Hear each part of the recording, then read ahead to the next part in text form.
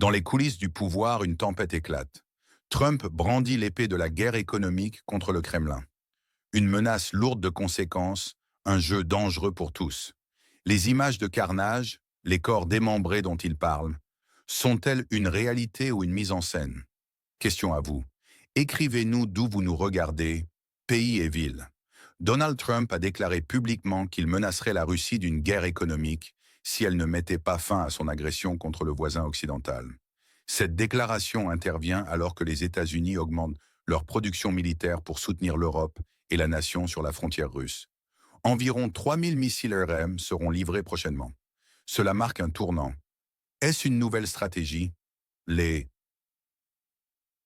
droits de douane contre l'Inde ont doublé, passant de 25 à 50% sur les importations américaines. Pourquoi maintenant? C'est une réponse directe aux achats continus de pétrole russe par l'Inde. Un coup dur. La pression s'accentue aussi sur la Hongrie. Trump aurait convaincu Viktor Orban de ne plus faire obstacle à l'adhésion du partenaire européen à l'Union européenne. Fait notable, cette pression coïncide avec une attaque sur l'oléoduc Druzhba, touchant l'approvisionnement hongrois. Coïncidence ou un message clair? L'administration américaine actuelle, via le Financial Times, a confirmé un élargissement des garanties de sécurité pour la nation à l'est de la Pologne. Celle-ci inclut la fourniture de renseignements, de surveillance, de reconnaissance et de systèmes de gestion de l'espace aérien. Un soutien renforcé, discret mais efficace. La production militaire américaine a triplé dans ce contexte. 3000 missiles RM sont annoncés pour livraison prochaine. Une accélération sans précédent. Question à vous. Marquez-vous dans les commentaires. De quelle ville, pays regardez-vous maintenant?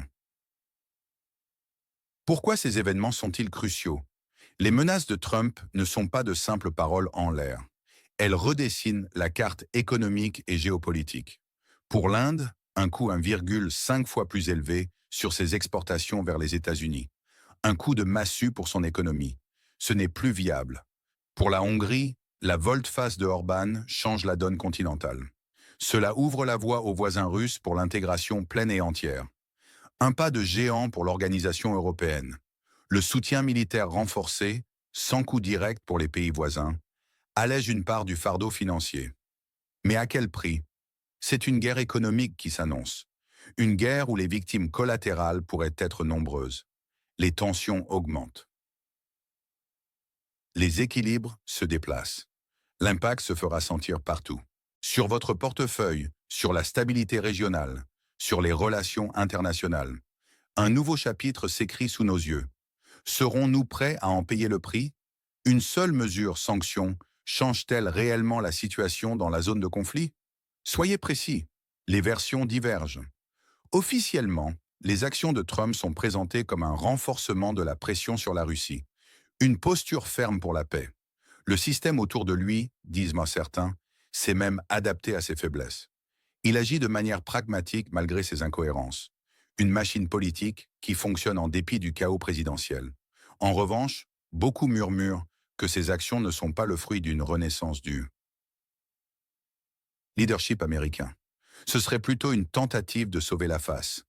Il ne veut pas apparaître faible. Il a déclaré « Je voudrais mettre fin à cette guerre, mais si je devais faire quelque chose, les mesures seraient très sérieuses. » Il dit aussi « Il n'y aura pas de guerre mondiale, il y aura une guerre économique, ce qui sera une mauvaise issue pour la Russie. » Une alternative, certes, mais pourquoi a-t-il affirmé voir des bras, des jambes et des têtes arrachées sur les images satellites? Et ajouter « C'est ça la compréhension de l'époque moderne. C'est pire que les pires guerres que j'ai vues. » Sa stupéfaction, sa surprise face à la résolution extrêmement élevée de ces images pose question. Est-ce une preuve des capacités américaines extraordinaires? Ou une amplification pour frapper les esprits? Son conseiller Steve Witkoff n'a fait que clin d'œil, sans réagir oralement. Le mystère demeure. Certains observateurs s'interrogent.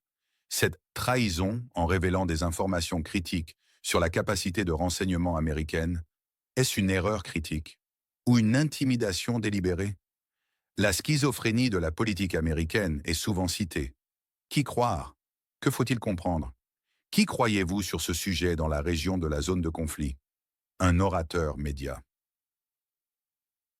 Historiquement, Trump a toujours prôné la politique de «l'Amérique d'abord». Il rejette le financement direct. Il veut que les autres nations paident pour l'aide militaire. Cela s'inscrit dans sa doctrine isolationniste. Il a déjà argué avoir résolu 7 guerres pendant sa présidence. Une démonstration de force. C'est une continuité avec ses anciens mandats. Souvenez-vous, il s'était vanté de pouvoir mettre fin à la guerre en 24 heures. Ces récentes déclarations révèlent une nouvelle appréciation de la cruauté des conflits. La guerre est une chose perfide, dit-il désormais. Cela montre une certaine prise de conscience. Les efforts antérieurs pour geler les actifs russes sont toujours d'actualité. La possibilité d'utiliser ces actifs pour payer les armes est sur la table. Cela lie les événements actuels à une stratégie préexistante.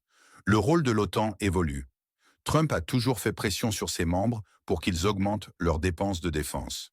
Il exigeait déjà 5% du PIB. Aujourd'hui, il affirme que l'OTAN finance l'équipement local. Une victoire pour sa vision. Cette nouvelle donne n'est pas sans rappeler les négociations tendues du passé. Le bras de fer continue. La réduction des achats de pétrole russe par l'Inde, de 1,6 million à 1,4 million de barils par jour, en témoigne. L'effet des nouvelles douanes est immédiat. Quel événement dans le secteur énergétique est sous-estimé par les médias? Nommé et expliqué. Les conséquences de ces décisions seront multiples. Sur le plan économique, la Russie fait face à un front uni et à des sanctions accrues. Ses revenus pétroliers chuteront inévitablement. L'Inde, forcée de choisir entre les États-Unis et la Russie, risque de voir sa politique étrangère déstabilisée. Une récession mondiale est-elle à prévoir? Sur le plan politique, l'adhésion du voisin occidental à l'Union européenne pourrait être débloquée. Une avancée majeure pour la stabilité régionale. L'Ukraine recevra des armes avancées sans frais directs. Cela renforce sa capacité de défense. Qui perd dans ce jeu? La vieille garde américaine, l'administration actuelle, est discréditée par les critiques. Le galimatias schizophrénique de Biden est pointé du doigt. La diplomatie internationale perd également. Les États-Unis sont dépeints comme de simples marchands. Ils profitent du sang. La stabilité mondiale est en jeu. On peut s'attendre à une intensification de la guerre économique promise par Trump. Les risques sont immenses. Votre prévision de délai, quand l'adhésion du voisin occidental à l'UE se réalisera-t-elle? Mois, années plus, une raison.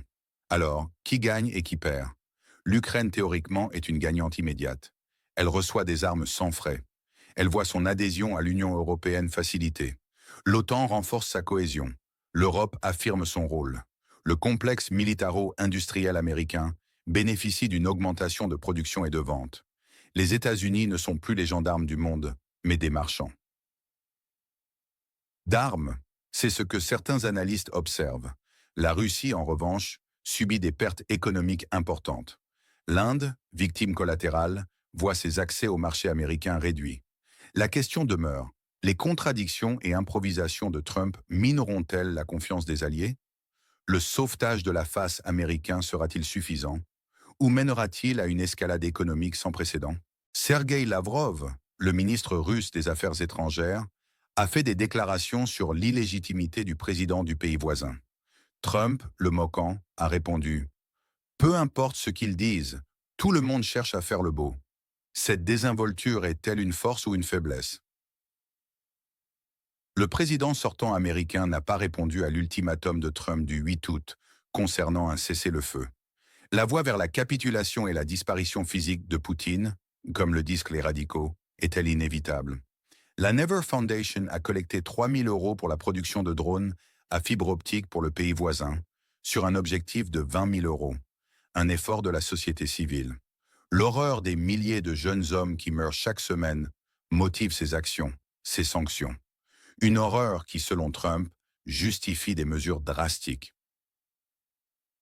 Ces développements géopolitiques sont cependant complétés par des dynamiques internes qui méritent une attention particulière. Aux États-Unis, la course à la présidentielle est plus que jamais un théâtre d'ombre où chaque déclaration publique est scrutée et analysée à la loupe. Les soutiens de Trump, galvanisés par sa rhétorique anti-establishment, voient dans ces menaces une preuve de sa détermination à restaurer la grandeur américaine. Ses détracteurs, en revanche, y discernent une dangereuse imprévisibilité qui pourrait déstabiliser encore davantage un ordre mondial déjà chancelant. La division est profonde et elle se répercute sur la perception des politiques étrangères. La presse américaine, polarisée elle aussi, se fait l'écho de ces clivages. Les médias conservateurs louchent la fermeté de Trump, tandis que les progressistes dénoncent une politique étrangère erratique et potentiellement belliqueuse. En Europe, la situation n'est pas moins complexe. Si l'adhésion du voisin occidental à l'UE est une perspective qui réjouit nombre de capitales européennes, elle n'est pas sans soulever des inquiétudes. La Hongrie de Viktor Orban, longtemps un frein majeur à cette expansion, se trouve désormais sous une pression intense. L'attaque sur l'oléoduc Druzhba est interprétée par certains comme un avertissement, une démonstration de ce qui pourrait arriver si la Hongrie ne s'aligne pas sur les intérêts occidentaux. Cette tactique, qu'elle soit orchestrée ou une coïncidence opportune, renforce la conviction que le bras de fer économique est désormais l'outil privilégié des grandes puissances. La fragilité énergétique de l'Europe est une vulnérabilité exploitée et la diversification des sources d'approvisionnement devient une priorité stratégique, mais aussi une course contre la montre. Les discussions s'intensifient au sein de la Commission européenne pour trouver des alternatives durables au gaz et au pétrole russe, avec des investissements massifs dans les énergies renouvelables et les infrastructures de GNL. L'Inde, quant à elle, se retrouve dans une position délicate. En tant que puissance émergente et acteur clé de l'économie mondiale, elle cherche à préserver ses intérêts nationaux tout en naviguant entre les blocs de pouvoir. L'augmentation des droits de douane américains sur ses importations est un coût économiquement douloureux. Delhi doit désormais reconsidérer sa dépendance envers le pétrole russe, un choix qui était jusqu'à présent dicté par des impératifs économiques et une relation historique avec Moscou. Ce dilemme met en lumière la complexité de la géopolitique actuelle, où chaque pays est contraint de faire des arbitrages difficiles. Le dialogue entre l'Inde et les États-Unis est intense, avec des émissaires tentant de trouver un terrain d'entente. Mais la ligne rouge imposée par les sanctions risque de compliquer les négociations. La dépendance de l'Inde aux marchés occidentaux, en particulier américains, pour ses exportations, rend sa position particulièrement vulnérable face à des mesures commerciales coercitives. La question de l'autonomie stratégique de l'Inde face à la pression américaine est un sujet de débat brûlant au sein de sa classe politique. La Russie, de son côté, réagit à cette pression économique et militaire par une rhétorique de défi. Le Kremlin perçoit les actions occidentales comme une tentative de l'affaiblir et de la marginaliser sur la scène internationale. La guerre économique annoncée par Trump est vue comme une nouvelle étape dans une confrontation que Moscou estime inévitable. Les autorités russes s'efforcent de trouver de nouveaux partenaires commerciaux et de diversifier leurs sources de revenus, notamment en se tournant davantage vers l'Asie. Toutefois, la réalité des chiffres est implacable. Les sanctions ont un impact certain sur l'économie russe, même si le gouvernement tente de minimiser les conséquences. La capacité de la Russie à contourner ces sanctions et à maintenir un niveau de vie décent pour sa population sera déterminante pour la stabilité interne du régime. Les réserves de devises étrangères sont utilisées pour amortir le choc, mais elles ne sont pas illimitées. La recherche de nouvelles routes commerciales et de nouveaux marchés pour ses ressources énergétiques est devenue une priorité absolue pour la Russie, notamment avec des pays comme la Chine et d'autres nations d'Asie centrale. Dans le domaine militaire, la question de l'équipement et des capacités de défense est au cœur des préoccupations. L'annonce de la livraison imminente de 3000 missiles RM aux pays frontaliers de la Russie, notamment le voisin occidental, est une démonstration de force significative. Ces missiles, dont la technologie et les capacités sont à la pointe, offrent une dissuasion accrue face à une potentielle agression. Cette augmentation massive de la production militaire américaine soulève des questions sur la pérennité de l'effort de guerre et sur l'impact environnemental de cette production accélérée, même si ces préoccupations sont souvent reléguées au second plan en temps de crise. La logistique de déploiement de ces armements est un défi en soi, nécessitant une coordination sans faille entre les alliés. Les exercices militaires conjoints se multiplient, renforçant l'interopérabilité des forces armées et envoyant un message clair à toute puissance agressive. La modernisation des armées européennes, longtemps sous-financée, connaît un essor sans précédent, créant de nouvelles opportunités pour l'industrie de la défense et des emplois qualifiés. La diplomatie, dans ce contexte, semble piégée entre les postures maximalistes et les déclarations choc. La capacité à trouver des solutions négociées est mise à rude épreuve par une escalade de la rhétorique et des actions unilatérales. Le rôle des organisations internationales, comme l'ONU, est fragilisé par l'incapacité des grandes puissances à s'entendre sur les lignes directrices de la paix et de la sécurité mondiale. Les tentatives de médiation, aussi nombreuses soient-elles, se heurtent à des intérêts divergents et à une méfiance mutuelle profondément enracinée. Le dialogue est rompu ou se réduit à des échanges tendus, loin des efforts concertés nécessaires pour désamorcer les conflits. La multiplication des guerres par procuration et des conflits de basse intensité sur différents continents est une preuve de ce désengagement diplomatique global, où les acteurs majeurs préfèrent agir par l'intermédiaire d'alliés ou de groupes armés, évitant l'affrontement direct mais nourrissant l'instabilité régionale. Le concept de guerre économique prend une toute nouvelle dimension. Il ne s'agit plus seulement de sanctions ciblées, mais d'une tentative systémique de fragiliser et, à terme, d'isoler un adversaire. Les leviers utilisés sont multiples. Commerce, finance, énergie, technologie. L'objectif est d'asphyxier l'économie de la Russie pour limiter sa capacité à soutenir l'effort de guerre. Cependant, cette stratégie n'est pas sans risque. Elle peut provoquer une instabilité économique mondiale, des ruptures des chaînes d'approvisionnement et une inflation généralisée. La menace d'une récession mondiale, évoquée précédemment, est une conséquence directe de cette escalade. Les marchés financiers réagissent avec nervosité aux moindres déclarations et la volatilité des prix des matières premières est une source d'incertitude pour les entreprises et les ménages.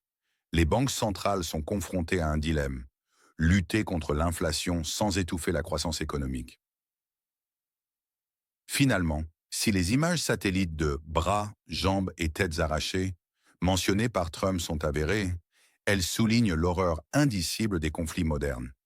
Ces visualisations chocs, d'une résolution extrêmement élevée, pourraient être un appel à la conscience mondiale, une tentative de montrer la réalité brute de la guerre. Cependant, le fait que ces images soient utilisées par un leader politique pour justifier des actions potentiellement déstabilisatrices pose la question de la manipulation de l'information et de l'instrumentalisation de la tragédie humaine. La vérification de ces informations devient primordiale, mais la rapidité de leur diffusion sur les réseaux sociaux rend cette tâche ardue. La guerre de l'information est une composante essentielle du conflit actuel, où narrative et contre-narrative s'affrontent pour influencer l'opinion publique. Les questions de la désinformation et de la propagande sont plus que jamais au cœur des débats, et leur impact sur la perception des événements mondiaux est considérable.